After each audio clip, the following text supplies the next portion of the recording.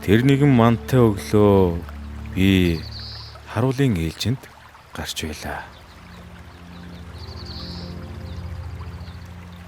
Гэнтхэн нэгэн цустай дуулгал туснаас оолзон гараад ирлээ. Ойр орчим тайсан байгаасыг нэгэлж харлаа.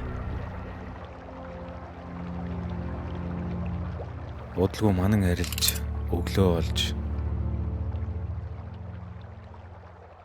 Би ч тэр хүн ирсэн дайсны зэргийн дуулгыг сонирхон биегээр татан авлаа. Гэхдээ дотроос нэг тэмдэглэн дотор гарлаа. Дайсан улсын далбааны дүрслэл тэрхүү дэвтэр дээр гялтгана. Сонирхоод тэр дэвтрийг эргүүллээ. Харин хэлийг би ямар гаргаж унших биш дээ. Гэтэл нэгэн болжмор ирээд дэвтрийн уудсыг саруугаараас өгөх шиг боллоо. Тэр эсхийг харахад нэгэн гэр бүлийн зураг бололтой байна.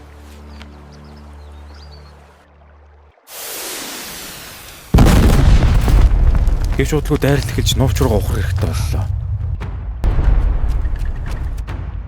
Би гэхдээ дэвтэр олсноо хинт ч хэлээгүй юм. Ингээд нүхтийнхээ араас дэмжихээр галын шугам руу эргэн очив.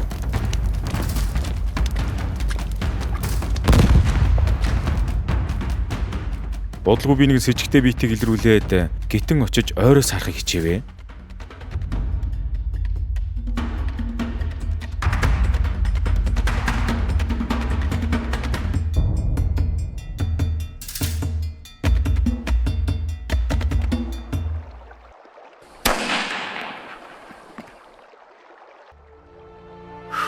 Мэдээж тэр бол амьгүй болсон дайсны цэрэг байв.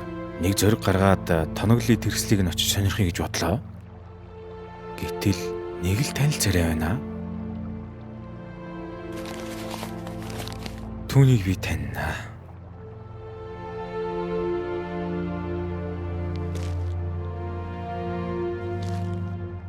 Дэвтрийг нь эзэнд нь үлдээлээ.